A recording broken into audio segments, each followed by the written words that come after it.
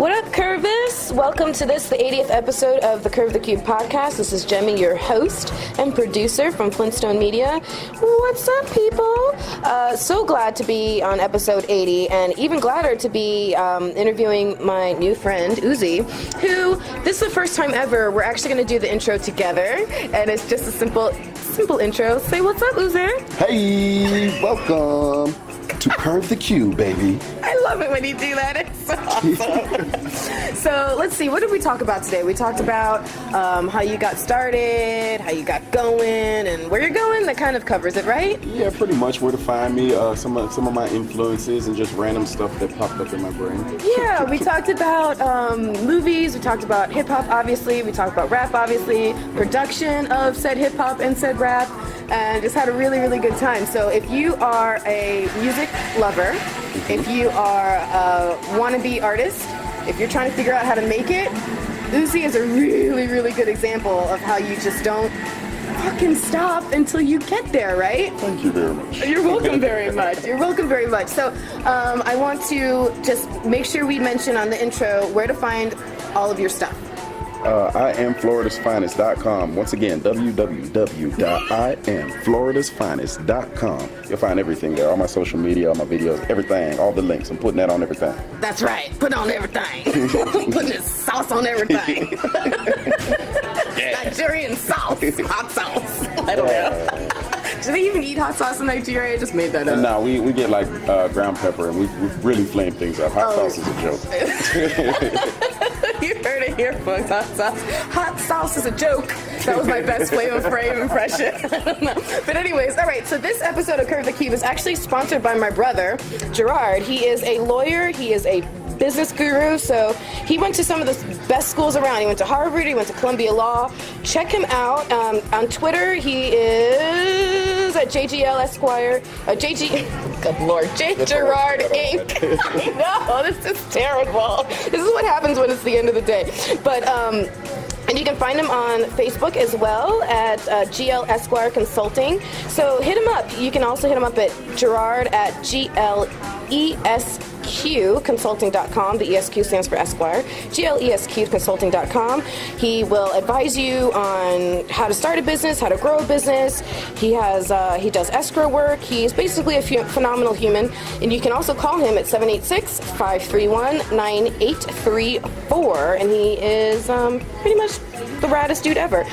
Thank you to DJ John Hitta for my music bed as always. Please follow Curve the Cube on all of the interwebs, Instagram, Pinterest, Snapchat new. Thank you, Paul Anthony, for finally getting my ass on Snapchat. Twitter, Facebook, you know the drill.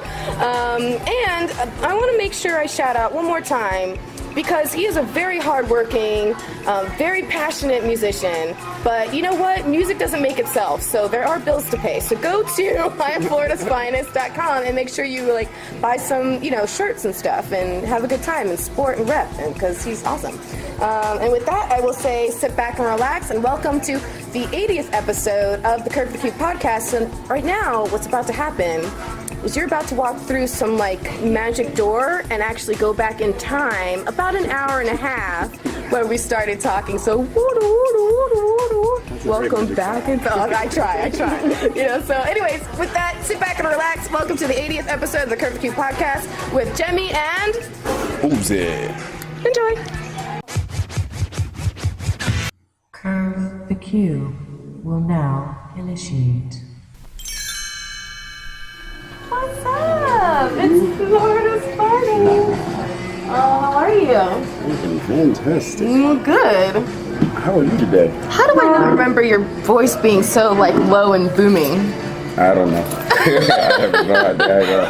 I'm so used to hearing about it, though. Are you? Well, there was a lot of noise around us last time we were all hanging out. I think that's the only thing working for me, my voice. What? No, not from what I saw online. You got mad skills, man. And from what I saw in person, by the way. Otherwise, I wouldn't have bothered to say, hey, can you be on my podcast? This is true. All right, I have certain quality controls I need to maintain over here. So how's it going? How's your day been? That's pretty good.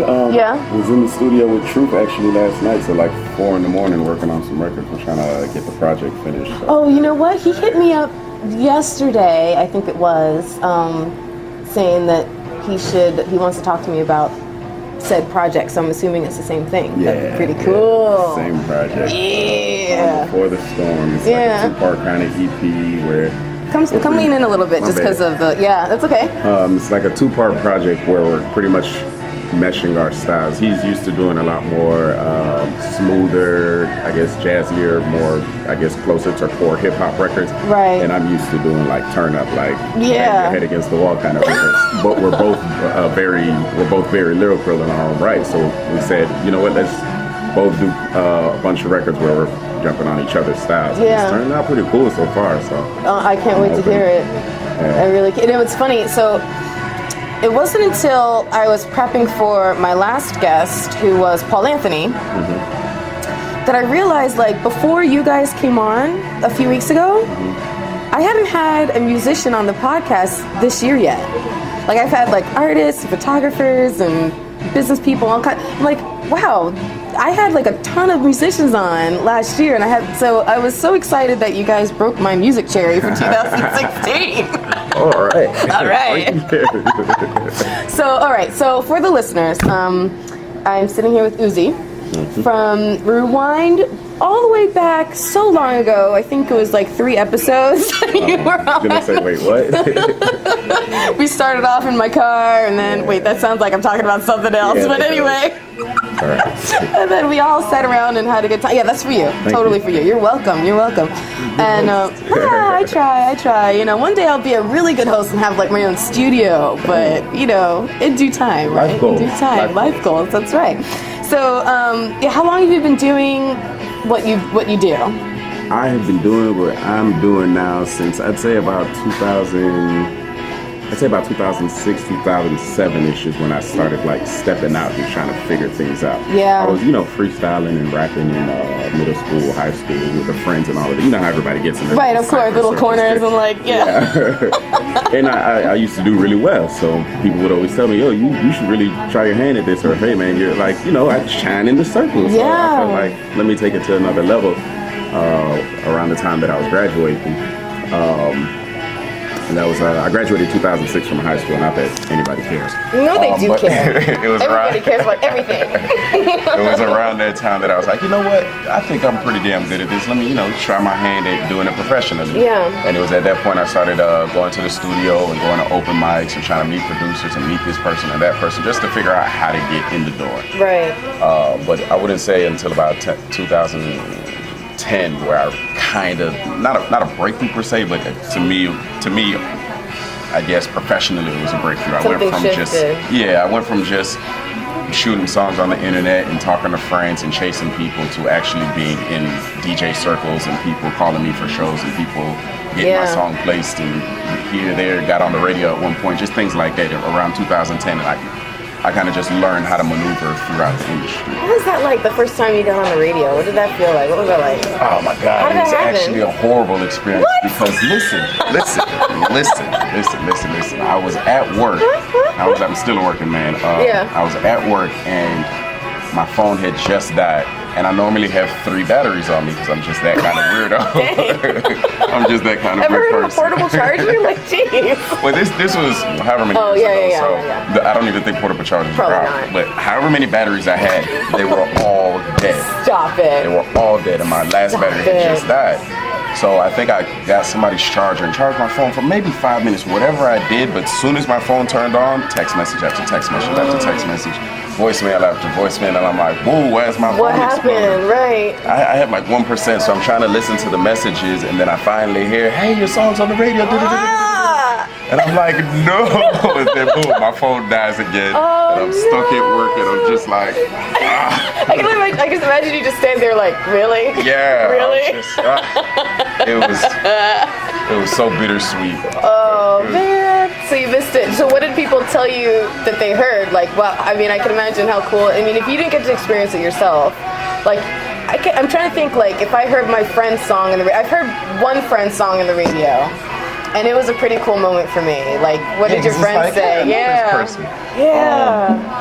the people who were hitting me up, they were singing my praises. Like it was just a good feeling because it's like, hey man, you're on the radio. We knew you'd get here. Like just that kind of feeling at that time. Absolutely. That everybody kind of just the people who were hitting me up. They were saying they heard it. They're so happy.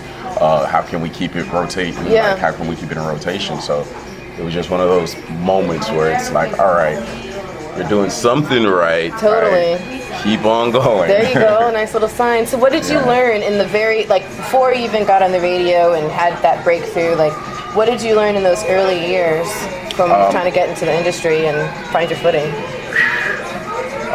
I'd say in the early years before that breakthrough, I was pretty much just developing my style. I was trying so hard to figure out not who per se I wanted to be, but like style-wise, like what I wanted to sound like. Right. I come up on so many different people and I have so many different influences that I can just switch between styles so easily. So it kind of makes it hard for me to get a defining style. And like find your my voice, I guess. Your personality. My personality. Yeah. And so I think around the same time, around 2010, around that same time is around when I found my style and I finally figured it out to how to sound unique every time while still switching between all the different influences. I think it was around that time. So prior to that, it was just me just honing my skills pretty much and trying to figure out who would coach me.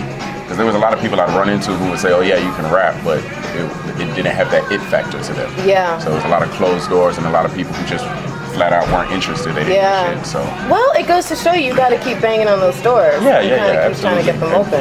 I've reconciled with all of those people in my head at least. Yeah. Like it's all a part of the game. So I'm like, all right, cool. Like they're gonna tell you no 1,000 times, but you just gotta believe in what you're doing. Right. Look at the Beatles who got turned down by how many people? Right. It turned out it's a crazy story. That's an age-old story. But still, it's crazy, you know? Yeah. So who were those early influencers on your style? Like, who did you... I have a couple of guesses from listening to your music. Okay. But who were some of the people you guessed before I go down my random list? just the two that jumped out at me there was like a couple of lines here and there that just jumped out at me. And it wasn't what the line said, it was how you delivered it. Mm-hmm. It was a little Eminem, and then there was one that was a little Wayne, and so I was like, Okay. Interesting. I would say they're both in my, I guess, bag of influences, but they wouldn't be some of the top influences now, and they wouldn't be some of my early influences. I listened to a lot of underground hip hop, and especially around the time when I was like, yo, I really want to do this. Yeah. Okay, I guess to preface this, around the time I was graduating was around the time that I discovered underground hip hop, and I realized, oh shit, like there's more than what's just on the radio. Oh like, God, yes. There's so many other ways to do this. Yes. Are you kidding me? So pretty much, I'd say like the last 2-3 years of high school, I get into hip hop arguments all the time because I'm sitting there talking about Zero and K-Rino and Tech Nine and all these underground people, and people are like, yo, if they're so dope, why don't I ever hear them on the radio? Because it's called the music industry. Exactly. So I said all that to say some of my early influences, Zero, he's still one of my top 3 of all time. Where is he from? He's from Houston, Texas. Okay. He was rap a lot. You know, Trader Truth now? He came up with Trader Truth. Matter of fact, he's the one who opened the door for Trader Truth. What? Yeah. All right. Pretty weird. All right. Tech Nine, definitely, he's my favorite rapper of all time. Some early people, I say CeeLo, Andre 3000, well, Outkast. Yeah, I can see that now that you say it. I can see that. A lot of Southern. Especially the turn up part. Like, I feel like part of what makes you hype. Like, I can see that, yeah. But see, also what comes with the turn up part is like, I love like 3 6 Mafia. I came up on 3 6 Mafia. UGK. Oh, my bad. It's okay. Put that on silent. Never happened before. You're so rude. Like UGK, 8-Ball, MJG, Ghetto Boy, stuff like that. Like I came up on a lot of that stuff, like the Southern influence, and you know, we ended up with the big 808 drums and the big trap sounds that we have nowadays all stemmed from a lot of that. Yeah. And that's pretty much where my heaviest influence comes from. Yeah. That's why as soon as the big 808s and all of that stuff got popular, I was like, oh hell yeah, let's do this, man. I've been waiting for this. So I first met you, as I kind of briefly said earlier, a few weeks ago at Sets in the West. It was Cohen Robinson was putting together this show. How often have you been able to perform like that on a stage, and was that like how can you get to do that? Like that? Yeah. I'd say at my peak I was doing that. I couldn't keep count. I should have kept count. Yeah. I told myself now when I start again I need to keep track of every single show I do. Yeah, you should. I was doing. I'd say I do shows like that every month, but I do like lesser shows like every other week type. Really? Of thing. Yeah, I haven't performed in a while though because I'm like really focused on just recording. Recording. I saw your Union Station freestyle. So good. Thank you very much. Thank you. And on a lot of levels. So good not only in your skill, but also in the video production. Like, I saw your videos, I'm like, damn, like, these are really, really top quality. This ain't no underground shit. This is a really, really top quality videos. Thank you very much. So good. Who do you work with on, for both like the music production and the video production? Like, how much have you learned and who do you work with? Almost everything I've released up until this year has been mixed and mastered by Figgy McKnight. Longtime friend. I actually met him. He was one of the earliest producers that I met when I was coming up, and I just stuck with him and grew with his sound. And he knows how to mix it to get the clarity that I need, so that it sounds good enough for wherever I need to put it. Really good. Like sometimes, I'm listening to local artists and they all do a good job, right? But everyone, like this one little stood out a little bit extra. Like it's just the production quality was supreme. I was very impressed. I try to keep quality. I try to keep quality so that if anybody big looks, they can say, all right, let's invest some money. Outside of him though, and this year I've been working with at Union Station Studios, my homeboy Reese. He opened up the studio, he let me in there, and he's just been showing me everything he can possibly show me to learn how to mix at the same level as Figgy McKnight. Like I'm trying to, Figgy's probably way past that now, but at least to get to that level, to keep that level of quality. Yeah. And I haven't really. Oh, I'm sorry. I got to do a shout out to Jara as well. He did the mix for Riot Control, and he's also been showing me at Union Station. That was really good too. How to do the same thing. Yeah. So I'm happy to at least know people like that and understand that having a good engineer is just as good as being a dope rapper. Yeah. If you can't get it to sound like clear and good quality wise, nobody's gonna want to hear it. Right. So let me ask. Okay, I want to get a couple of things that I have to get off the table. One, Florida's Finest. Where'd that come from? It was a random thing one day that was just like, it had a nice ring to it. Like, no bullshit. Like, I'd say like 2000, 2008. And then I actually heard Rick Ross say it on a record. I guess, I don't know why he said it, but whatever. He just said it on a record and it sounded so good. And I was like, you know what? That's a sign. Let me just stick with it. And I just started putting it on things and people said they liked it. So I just kept building it and building it and building it and building it. I like it too. You have my vote. Thank you. Thank you very much. I'm still going to use that orange idea. I'm going to expand into so many designs and so many ideas and just kind of use that as a platform for creativity. Cool. I have a contract for you to sign for that intellectual property. I'm just kidding. All right, hold on. Let's erase that part of the tape. Just totally kidding. So, and then, all right. So I'm going to do a totally terrible job here. All right. I'm just preparing you and you more than my audience, to be honest with you. All right, here we go. This is gonna be terrible. I'm so confused. Okay. Uzochi? Oh, is that how it's your? Uzochi. Uzochi. Hey. Oh, that's amazing. I love. And okay, I'm not even gonna bother. How do you pronounce the last name? Onyejuruwa. Oh, that's amazing. Thank you. It's amazing. It's a beautiful Shout out name. to my mom and dad. That's great. Beautiful name. So you go by Uzi, obviously. I remember you mentioned briefly when we were all at Salt or what, Salt 777, whatever that place was. Yeah, I'm pretty sure it was Salt. You mentioned something that you might be changing, like moving away from Uzi 311, or? Yeah, I still haven't figured that out. Yeah. Like the whole name thing. The whole name thing came from it wasn't even me choosing my name, it was everybody choosing my name for me type of thing. Yeah, because of your first name and short name. Exactly. Nobody wanted to say my name. I can't kind of blame them. Like, I mean. Nobody wanted to say my name when I was growing up. I can't find it on Coca-Cola. I have a name, like, my name is just slightly spelled different, but you can't find it on, like, a kid's cup or, you know, little license plates when you were little at a gift store. Forget it. Exactly. So I feel like 5% of your pain. Thank you. At least somebody does.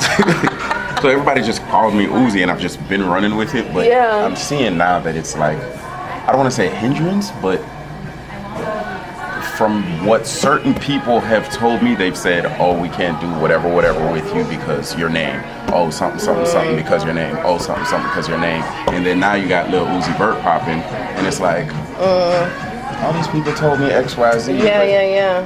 But all of that kind of stuff is stuff that's out of my control, so I don't really give a shit about it. Yeah. So I'm just doing what I can now, and then I'll figure out the name thing later. You know, it could be kind of like in your early days having all those doors stand on your face, and they kept giving you the reasons. Well, maybe this is just another reason people are giving you. You just need to charge through and be like, no, I'm Uzi, motherfucker.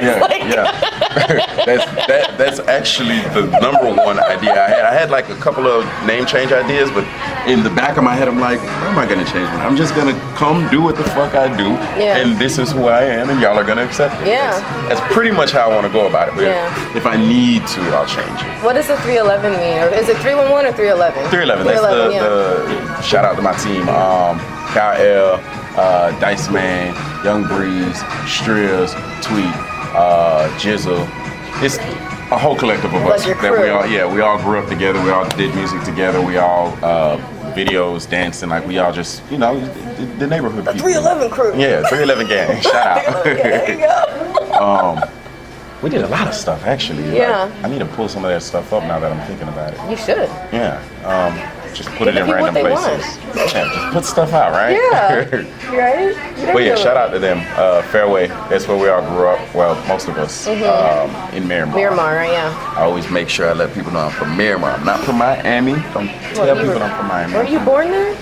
I mean, Hialeah Hospital. I left when I was. Barely counts. Yeah, it doesn't count. It doesn't count. My people left Kara City when I was 3 years old. I've been in Miramar since a kid, so that's what I call home. That's what I read. There you go. So how would you describe your style now? I mean, I know it was an evolution, it was a process to find it. How would you describe it? Now I'd call it, what I tell everybody is it's a Frankenstein flow. It's just Frankenstein flow. I pretty much just... Oh, Frankenstein, I like that. Yeah, I said it and I was like, I said it and then I corrected myself. That's why I paused for a second. I'm like, wait a minute, that sounded pretty cool. You heard it here, folks. Yeah, you heard it here first. Credit it. But yeah, all the pieces, like the different styles that I've picked up, the ones that I've liked the most, I kind of just try to reflect them in my flow now. Like mid song, you'll hear me flip, like switch my flow up. You'll hear me like just completely go left field when you expected me to do something here or there, because I'm just pulling from different flows that I know and piecing it together. It ends up being weird. In my head, it all makes sense though. But my homeboy, he was telling me, shout out to Kyle, he was telling me, he was like, bro, your flow makes absolutely no sense. But you know what? I loved it because it kept me super zoned into your song. So crank up the volume. First of all, just dope video, dope song, loved it. So there's this one line that that really I was like, dang, I love how you delivered it, and I'm gonna butcher it, but you said, always stuffing so much fucking ruckus in my calendar. Yeah. Calendar. Like all day I was going calendar. These are the moments I love when people catch stuff like that. It's like, hell yeah. You're gonna make that shit right. I enjoy doing that more than I enjoy doing punchlines. Really? To me, it's like it ends up being so weird, but it works. Like calendar isn't supposed to rhyme with. Can I cue it? I have it queued up. Oh yeah, go ahead. All right, let's see it. Let's see if I can get this to play. Only stuff is so much fucking ruckus in my calendar. Life is never the type of exploring boring agendas. Like those words aren't supposed to rhyme. If you're picking a description that isn't fitting with life, don't apply to me. It's like a fire in me. So it's never seen as light to ember. Bloody memories made from nights that I can't remember. Always stuffed in so much fucking ruckus in my calendar. My life was never the type of exploring boring agendas. loved it. I enjoy that more than punchlines, because to me it's like that's not supposed to work. So when I hear somebody else make that kind of stuff work, matter of fact, Tech Nine is one of the main people. He used to just make words rhyme and just put these patterns together that it's like, yo, that's not supposed to work. How did you do that? Yeah. Fit that bit. So that's that. And the fact that you caught that, like, Aww, tears. I also wanted to ask you, when do you find? Okay, so you're a freestyler, but you also write like finished songs. So when you're sitting and you're hit with inspiration, what usually happens? Does it usually try to come out as a freestyle and then you can turn it into a song? Like, how does that whole process work? That's what we're doing now at Union Station. What it used to be, I'd get all the beats and everything from the different producers. Shout out Markilla, shout out Jara, shout out Figgy, shout out a bunch of people. You know, we gotta do the plug. Of course. I get the beats, we'd write everything, and then we'd sit, record everything piece by piece, get it all together. Now that we're in there, freaking 15 hours a day. Wow. Now that we're in there all day, all night, we're laying stuff down, listening and saying, all right, let's change this. Freestyling stuff out and then rewriting it, or freestyling stuff, letting it stick, or just whatever happens. Last night we built damn near a whole song off of just, all right, do this now. Oh, all right, let's try that. Okay. And we just built it second by second, piece by piece, and then we went back, swept through and said, all right, let's do this here, let's do that, let's do this. So I'm trying to get myself in the, I guess, thought process of being able to do all of that whenever I need to do it, so that it's not a question of can you do it, it's a question of when do I need to do it.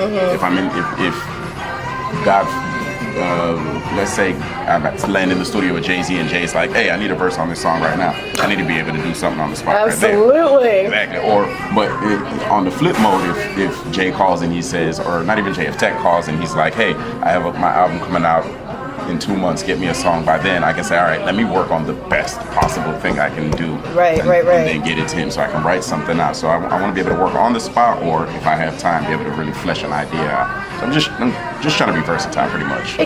It's so obvious how much this means to you and how much you love it. Why? Why do you love this so much? I don't know. I guess it gives me a feeling. It gives me a feeling. It helps me get in touch with my feelings, my emotions. Like I personally think I just feel it on a deeper level. Like I can hear a song and instantly either be sad or happy because of it. Like if I'm having a bad day, I know exactly what song to put on to completely change my mood. Or if I'm missing somebody, I know exactly what song to like let me really get that out. Really like to me, I don't know. It's kind of like it's a drug, really. Yeah. I don't know how else to describe it. Yeah. And then feeling like I can have some kind of power over this drug made me want to be like, hold on, wait, I can control this. Hold on. Let me measure some doses over here. Let me try to start me a little basement meth lab. Right. Meth meaning method. Method lab. So, do you consider yourself, because you talk a lot about emotions, do you consider yourself a storyteller too, or is it more just the emotion level? Yeah, when I flesh out an idea, I'm more of a storyteller. Yeah. If I'm just on the spot, I'm strictly emotional. Whatever I'm feeling, I'm trying to get that out immediately. So let me ask, what were you trying to get out when you wrote I Think I'm Insane? What were you trying to get out? Oh no, that wasn't on the spot. That was fleshed out. That was me just pretty much saying, you know what? I know I'm going harder than a lot of these motherfuckers. I know I'm crazy. I know I'm insane for really like going after something like this that's damn near unattainable, but fuck it, I'm going for it. And this is why. Like, you hear me right now and understand why I'm going for it. There you go. And that video, again, unbelievable. Where the hell was that filmed? It was so creepy. Where was that? We found this abandoned hospital and pretty much broke in and did what we had to do. Oh my gosh, I was like, where did they tape this? This is crazy. It was as creepy as it looked, because the first 2 floors, there's no lights. Like, there's no windows, no nothing. So you're walking through and it's like this decrepit hospital and it looks like zombies are gonna... Right? Have you ever played I think it's Silent Hill, the video Yes. game. That's what it felt like. I'm walking through with the cameras and we're It's like, one of the "Bruh." creepiest video games Yeah. ever made. Ever made. Jesus. So creepy. Did you ever see the movie Silent Hill? Oh, I don't need they did a that pretty good job. Oh, you know what? I just discovered, my brother introduced me to this virtual reality little gadget thing. Oh, the new Google VR.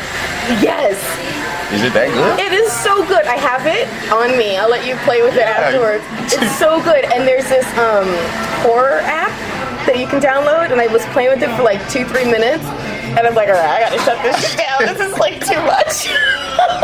Like, because it starts you off in like an abandoned mental institution.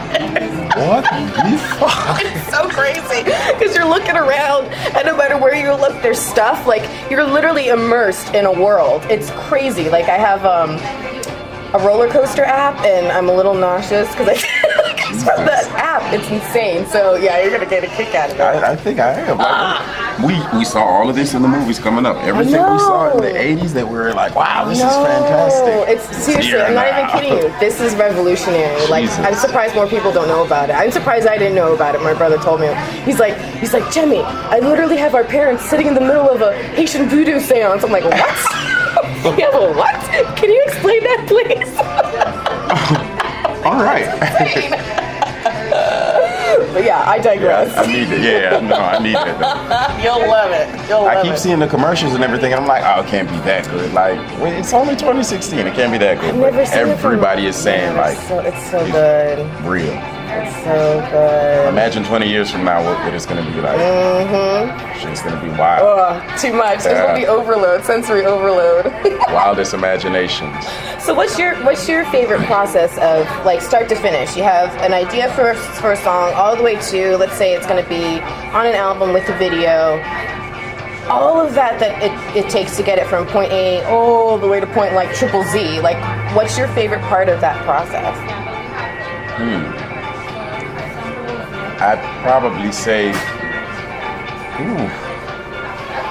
it used to be the writing. Yeah. Now it's the arrangement. Yeah. Yeah, I say now it's the arrangement. Nowadays I'm getting a kick out of looking at a record, like looking at a beat and saying, all right, we're gonna do this here, and then right here we're gonna transition, we're gonna take it up, and then we're gonna bring it back now. Like, I'm getting such a kick out of that nowadays that that's pretty much all I'm doing. And all my records are ending up a little long now, so I'm trying to not do This might be too much. This is probably a stupid question. It might be I don't know, stupid question.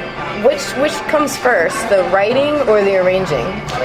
See, that's different for different people. For me, it depends again on the mood. If I need to get it done right then and there, I'm writing it on the spot. Like, I'm trying to freestyle it out or write it right on the spot. Yeah. But if it's something I'm taking my time out, the arrangement comes first every single time. Yeah.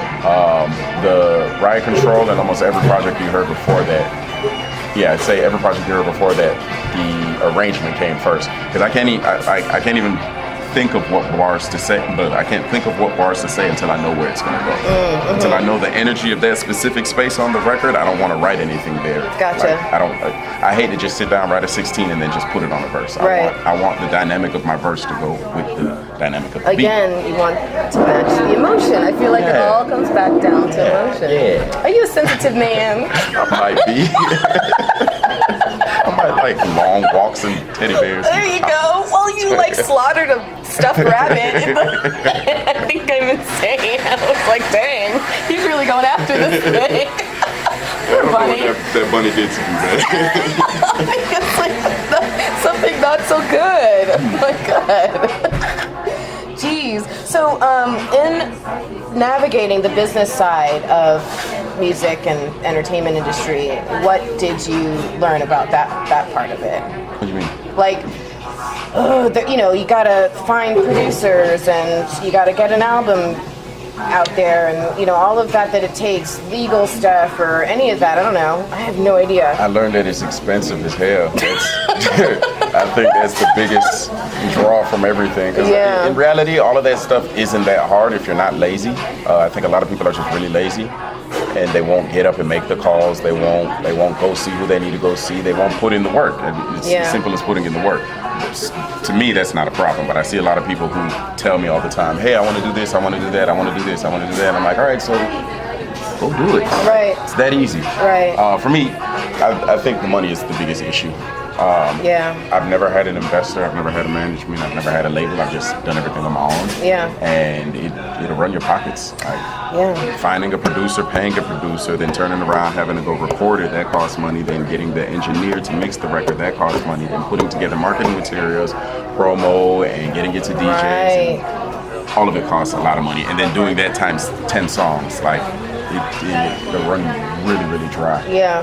But whatever. Which project do you hold closest to your heart? Do you love the most or means the most? I'd say my first official project, the Blitzkrieg, that was me at my most raw. Like that was me before I knew how to. That was me when I like really figured out my style before I knew how to turn it into songs. Yeah. I think I'd say that. Everything before that was kind of like, all right, I know how to do this, I know how to do that. But the Blitzkrieg, I was just rapping. Every single beat, I was just doing freestyle. You just let it go. Yeah, and I was just rapping. That was me at my most raw. Yeah. And I think around that time, a lot of people were like, yo, this is, keep on. They probably felt it too. Yeah. I That it just all think started so. coming together. You know? Had to be, because that moment in time just felt really good. Yeah. And it was at that time that we were like, all right, we need to start shooting videos. And then I was like, I really enjoy shooting videos. Like, I enjoy being in front of the camera and doing all that stuff. Yeah. So we just tried to keep cranking them out. How many times did you ride your bike down the street with the pit bull in tow? Or was it a pit bull? No, it was a boxer. Boxer. Shout out to Sassy. Jesus, we did that take a bunch of times because she would like run and then veer off. It was one point we were running and she just stopped and started taking a shit. Hey man, when you gotta go, you gotta go. And then that didn't make the video cut? It should have. At least a satisfied look on her face. Yeah, she looked around like, Yeah, I did that. And then me not riding a bike for however many years. Yeah. Yeah, that was the first time I rode a bike. So the first time I rode a bike after not having ridden one since I was a kid was when I was training for Troy Othmore. Great idea. I can tell you, it was not pretty. Not pretty. Sound like so I admire you doing it on camera. I really, really do. Which one of your songs gets you most hyped? Most hype. Yeah. Can't Be Stopped. Yeah. Yeah. Yeah, I see that. Yeah. Because see I'm that. like, you know what? I'm going. I don't know how else to describe it without saying I can't be stopped. So Yeah. I don't. Yeah. Like. Yeah. Yeah. I feel that one in my chest. So I'm trying to do the mix over again, just because I'm trying to learn how to produce and mix and all of that stuff. So I'm trying to do the mix over so that everybody else can feel what I'm hearing in my head. Because I think I may have missed that on the first run with the mix. You've like grown and learned more since then. There's a lot of stuff I'm just like reading about and watching other people do to kind of expand on whatever sounds you're playing with, like how to make them sound bigger, how to make them sound deeper, how to make them sound more, richer. Yeah. So I'm trying to take some of the methods and some of the ideas that I'm learning and apply it to some of my older stuff so that when I go to do my new stuff, I'm like, all right, this is what we need to do right Right. here. It's a good thing that you love that piece of it too, because if you were, if your passion was with the music, but then not with the production side of it too, it would probably hinder you a lot, Yeah, because I would never care. I know a lot of people who are just like, oh yeah, just get the 2-track or get the MP3. We'll record over the MP3 and just put it out like that. And I'm like, whow, no. No. No, what do you mean? Like I know there's limits to this Frankenstein. Exactly. Like no, that's not gonna work. I know too many people. Like, as a matter of fact, the majority of people I know operate like that, where it's like they're not so worried about production quality. They just want to get it out. They just want to. They think. I don't want to say they think, but they. I can't think of any other word. They focus on the speed of cranking stuff out. And cranking it out, and they think if they just do their thing, it's going to be that dope that it'll overshadow the fact that the production is shit. Yeah. And I don't think that's a good way to go at it. So, whenever I see someone freestyle, I get really nervous. It's weird. Anytime I see someone doing something that just completely blows my mind as to how the hell they do it, I get really nervous. Like something's gonna fall apart. Like, no, don't fuck up. And like I get sweaty. I'm like, oh my god. Like I'm watching someone tightrope or something. Like, oh my god. So, because freestyling is one of those things that it's so mind blowing to me. It's like you're thinking so quickly on the spot. I mean, how do you do it? I wish I had an answer. It's one of those things where it's kind of just like, oh, hey, I'm pretty good at this. Yeah. And then I just kept doing it and kept doing it. I would walk home from the bus stop, like for no reason. I just tell myself, all right, I'm going to freestyle all the way to my house. And I would freestyle from the bus stop all the way to my house. Yeah. And I just feel so accomplished by the time I get home. And I just kept doing stuff like that. I don't know. I have no clue how I do it. I'm just catching words. I'm catching words and ideas. And a lot of times when we'll record freestyles, when I go back and listen, I realize it's just me saying words and then going back and trying to make them make sense as I keep talking. So somehow it all kind of weaves together. Interesting. Because I recently saw Obama. So Obama's done it with the guy from the musical Hamilton, and I saw Jimmy Fallon do it with, I don't remember, some guy from YouTube that he saw. And what the it is, that there's like a box with like secret objects in it. And so Obama's like pulling out these random things, and the person's standing there freestyling as Obama's pulling out like a shoe, or I don't remember what it was, but different random things. And I'm like, it just blows my mind. So, we're going to MC Juice used to do that. Really? Or when I was watching like 8 Mile, and I know 8 Mile was a movie, but still, that shit happened. Based on factual. Like, yeah. But it's like, not necessarily his story, but that whole scene that they're showing you, that's how it is. Yeah, exactly. And it just blows my mind that people can do that. So I bow down to you, my friend. Thank you. I appreciate I'm like, how the hell?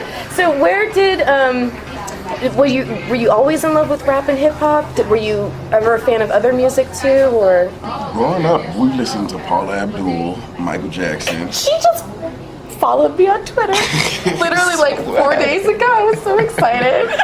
Oh shit! All right. I was like, no way, and I clicked into. I was like, really? Oh, all right.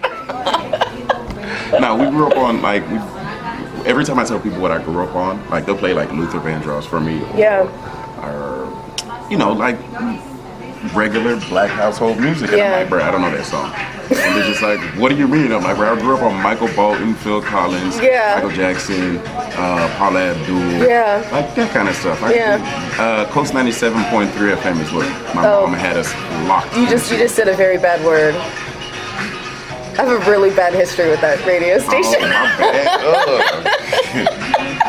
Did not know that. Oh, we went to battle. Jesus. Long story short, they bought my favorite radio show, or contracted with my favorite radio show, got them down there, changed the station to hits, dismantled the show, and kicked them off the air.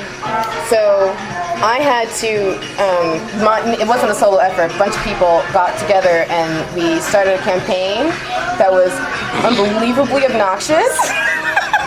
Hey, sometimes. We crashed their internet, we did all this stuff, and we got Sue's back on the air now. That's how you get somebody's attention. That's right. In fact, one of the hosts on that show, she's going to be my next guest. She and I are sitting down on Friday, so you know what? But yeah, screw Coast. I'm glad you grew up on it, but screw them. I grew up on their music selection. I don't care about those people.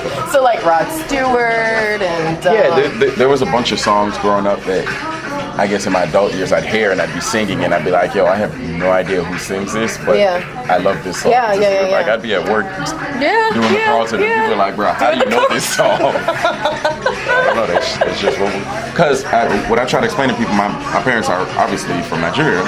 They were born and raised over there. Whatever was the most popular music globally is what they were hearing. That's what they were catching. They were getting global pop, so I wasn't getting whatever was popular in the black community over there. It's just not what my people. It's a different culture, to be honest. Like it's. Yeah. Their local music is gonna sound different. One and two, somebody like, and not to downplay Luther or anybody in his lane, but those type of artists, the Motown Records artists, they weren't global to the point where they were reaching the village in Nigeria. Right. Like Michael Jackson was Everywhere. Somebody like Michael Bolton had records that were being serviced by labels that would put him globally. That's what was pop-wise. So that's what my people grew up on. So essentially, that's what I grew up on. I grew up on the same stuff because my parents are from Haiti, and so even though they've been here since the 70s, you know, they didn't have the same inclusion in the Black community as someone who had their family roots here, for example. So it's just a little different. But so I feel you on that. I think the same theory would pretty much apply to absolutely. That's what I was thinking about different cultures. Like your parents weren't rooted in the same culture as the Black community here. Yeah, which is different. Also, it's both a crutch. It's both something I lean on and something that kind of holds me back, because in the music that I do, it has a very, the last project, Riot Control, had a very trapped out sound, like big 808s and, the hi-hats and all of that stuff. But I'm coming from a perspective of some shit.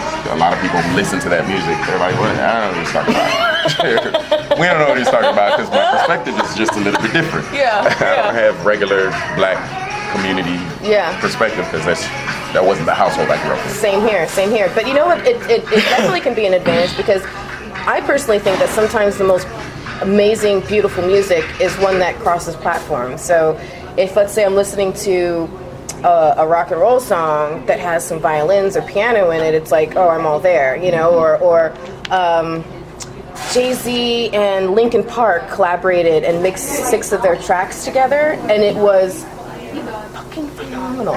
Like I can't think of, I don't know if have you heard them? Yeah, what was it called? I don't know. I don't remember if it was. It was around the time he was coming out with the Black Album. I can't remember the name of it, but they mixed the 2 albums. So good. It was so good. Yeah, I need to go back and listen to them, because it just was beautifully done.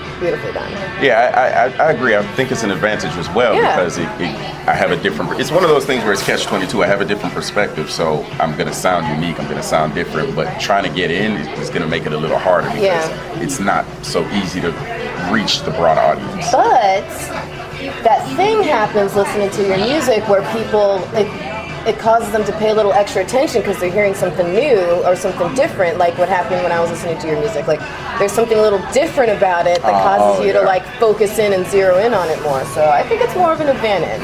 I think so. You just gotta play it right. I gotta push it to the right people. Right. People who will hear it and be like, wait a minute, this doesn't sound like every other artist that's walked in my door today. God. I hate sounding like other people. Jeez. Yeah. Do you have a favorite hip-hop or rap movie? Movie? Yeah. Nah, I can't really think of one. Yeah. The most recent one I've seen is Paid in Full with Cameron and all of them in it. I haven't seen that. Yeah, no, not really. Yeah. I haven't really seen too many recently either.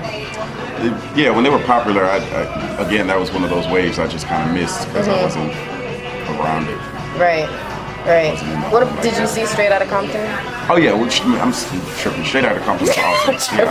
I completely forgot about that. No, that movie was dope. I think it was so dope because it stuck so close to the story. Like, a lot of biopics and stuff like that, they deviate from the story, which is weird, because it's like, hey, we all know the story. But that is the story. Like, we all know the story. How are you deviating from it at all? I think they stuck to it so much, and I think that's why it worked so well. Yeah. That movie was dope as hell. I haven't seen it. Oh. I'm a bad human. I haven't seen it. No! Oh, I'm sitting here talking about it thinking that everybody's seen it. Because everybody except for me has. You need to go see that. I know. It's so ridiculous. Like, you already know their history, but seeing it on screen, it kind of just. And I heard the performance is just incredible. So I definitely need to see it. And the reason I was thinking about Straight Outta Compton is because, hip hop and rap, when it was first starting, nobody thought it was gonna last. I mean, they thought disco was gonna last longer than hip hop and rap ever would. So, and we've been through so many evolutions of the sound. I mean, you listen to music from the '80s. very different from music in the 90s, very different from the music in the 2000s.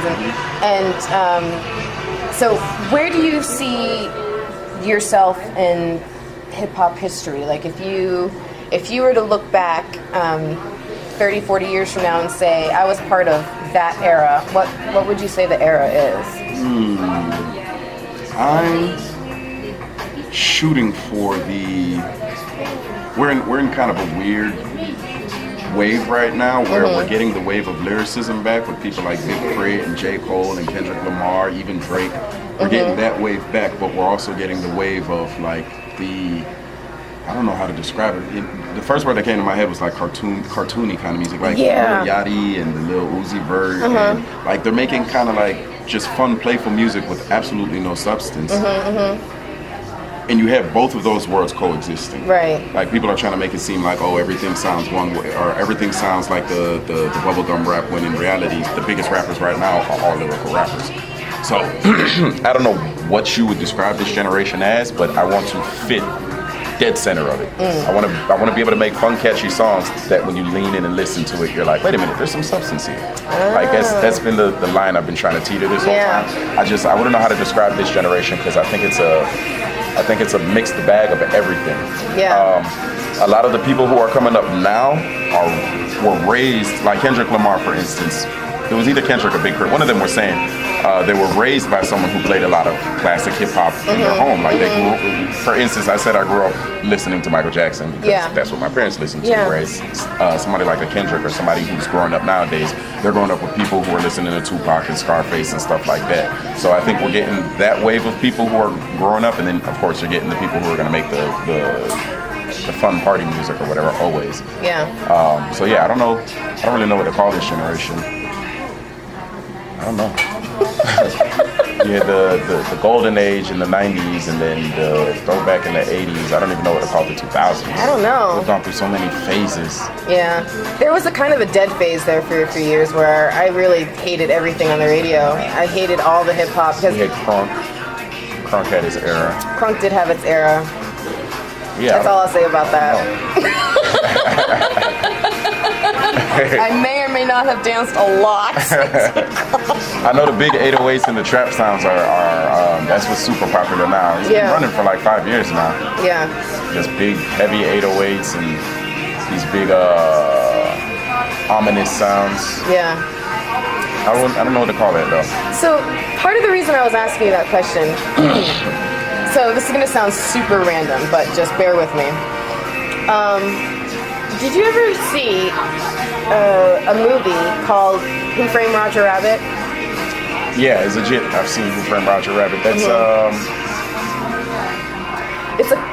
I'm trying to remember if it was black and white and there was only one character who was in color, or if that was just a part of the movie. Like I know it's the cartoon rabbit, and then yeah. So I was watching it the other day with my son, introducing him to it as a good mother should. And one thing that struck me was that it has characters from like every cartoon you can imagine. So, Betty Boop to Bugs Bunny to Disney characters. And I was thinking about all like... Huh? Yeah, you got it. Yeah, you go rewatch this. You should. Because I was thinking about how many different companies had to come together and say, yeah, use our intellectual property, it's cool. And how much that would never happen today. Like I don't see Disney putting a movie together with another production company. So the reason I'm asking you about where you see yourself, where you think we are in hip hop history and everything is, if you could wave a magic wand and get like any series of hip hop artists in the same room to collaborate with you on something, who would be that dream team for you? Right now? Yeah. Oh. Jesus, that's a hard one. I listen to so much stuff. Well, definitely Tech. I have to work with Tech now. Okay.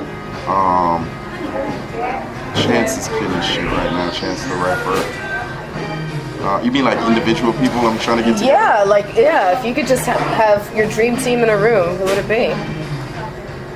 Big Crit, of course. Big Crit, Tech, Chance.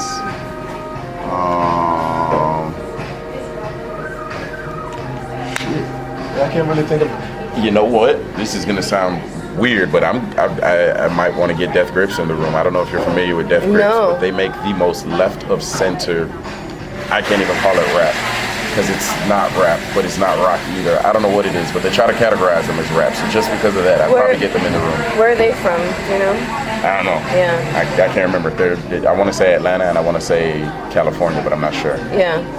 Either way, if you ever get a chance, you're gonna hear it and you're gonna be like, "What the fuck is Uzi trying to get me to listen to?" Because it's nonsensical. But whatever. Death Grip, you said it's called? Death Grips. Death Grips. It's the weirdest thing you'll ever hear, and I hated it when I first heard it, but for whatever reason now, I feel it. It grew on you. Yeah, I have no idea why, but I'd want them there just to give me a little bit of their weirdness, and I'm like, all right, go sit back in the corner. Yeah, I think I'd go with that. Death Grips, Tech Nine, Chance, and Big Crit. Interesting. Because I know something weird would happen in that. Right. That record would sound like nothing ever. Maybe Kanye too, because Kanye knows how to put stuff together. He does. Kanye, as much as people hate on Kanye, like he's still musically inclined. He knows how to take just different production ideas, different pieces, and just put it all together and make these grand records. I just hope he doesn't start a fight with anybody in that room. Yeah. Oh, bitch fest. Yeah, on him. So, all right. So as we kind of start to wrap up the podcast and everything, where do you want to be? Where are you trying to go with your career? What do you hope happens? I want to hit the road. That's Yeah. my main concern. I just want to tour. I want to get out and meet people. I want to get out and see people, get out, have experiences. You know how people want to travel to like France and go to Europe and all of that stuff? I want to do all of that stuff on tour. Yeah. I want to be on tour, go to a city, shut it down, go check out their scene, go see their scenery, do all of that, hit the next city and do it again. Like that's just all I want to do right now. Yeah. I think it's kind of appropriate that this song just came on because this was probably the first rap song I ever learned. Well, no, Ice Ice Baby was probably the first, but this was probably the second. Two good records. Second one I ever learned. And I think... Was this the first one that won the Grammy? No. Or that parents just don't understand? I think it was Will, parents. I just can't remember which record. Parents don't... I think it was parents. I think so. I have to look that up now because it's going to bother me. But I think so. Oh, one more thing I wanted to ask you about.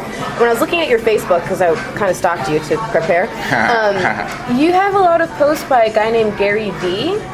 Gary V is the man. Yeah, tell us about him, because clearly he's an influence of some sort. He's a very recent influence. My homeboy, matter of fact, shout out Just a Beast. The same person who did the video for Union Station, he was just telling me about Gary V one day.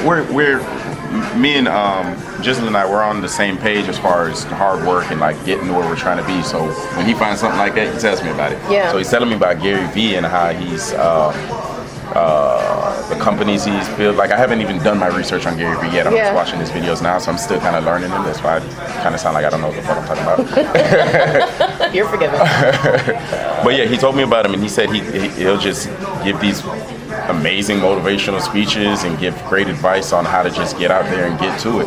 And a lot of it is really just like a lot of the stuff that I'm listening to and watching, I'm just like, all right, well, yeah, that's what I'm doing already. Yeah. But it's like it reinforces. So I like to, go through some of that stuff, show it to other people, because I think it's exactly who I want to be as a person. Yeah. Like once I get to where I want to be able to open the doors and say, hey, look, guys, like it's doable. This is how it's done. This is how it's done. It's doable. Just get up and go get it. Thank you for saying that, because that's part of the reason I do what I do is I'm trying to get that's right. I'm trying to get more people like you, voices out there to encourage other people to also pursue their dreams. Don't give up. Keep going. Keep knocking on doors. And then if enough doors slam in your face, break open your own door and figure it out, And as I was telling Paul on the last podcast, that the term for that I've coined is curvist. I think because you're willing to, there might be a roadblock, but you're going to figure your way around it and still make it happen somehow. So you're a curvist, man. You're a curvist. So congratulations on that. I like that. On a quest to become a master curvist. I think you already are. Is there anything before we go that you want to promote or? Of course. Yeah. Honestly, it's just one thing. My website, IamFloridaSfinest.com. Okay. All my videos are on there. I'm putting up new music now because I'm enjoying what I'm doing. So I'm putting out these records just to put them out, and then the ones that I know I want to put on like an album or whatever, I'll save those. But I'm gonna keep feeding music on the website, keep putting videos on the website. I have t-shirts up there, tank tops, crop tops, Thongs. everything. Yeah, thongs coming soon. You think it's a game? Everything. I'm putting a stamp on everything. All my social media is on there. Usually after Straight jackets. Yeah. I already have a straight jacket. I know, it's so good. Oh, by the way, in that video, the way that you put your dreads on your face, I was like, that is so creepy. It was so We were good, just man. like, screw it, man. We're doing whatever. It was so Every idea good. we had, we just did it. It was so good, so good. So yeah, I definitely want to encourage everybody to go to your YouTube for sure and check out all your videos because they're just phenomenal. I loved them. I really do. So do you want to close out the podcast? All you have to do is say, however you want to say it. This is Uzi with Curve the Cube. Put your own spin on it. Oh, all right. It's easy. Hey, this is Uzi with Curve the Cube. They always wait for it. This is Uzi with Curve the Cube. Signing off. Hey. Yeah, high five on that. You're awesome. You're so good. You did great. Do you want to sign my guest book? Fuck yeah. Fuck yeah. Fuck yeah, bitches. You have successfully curved the cube.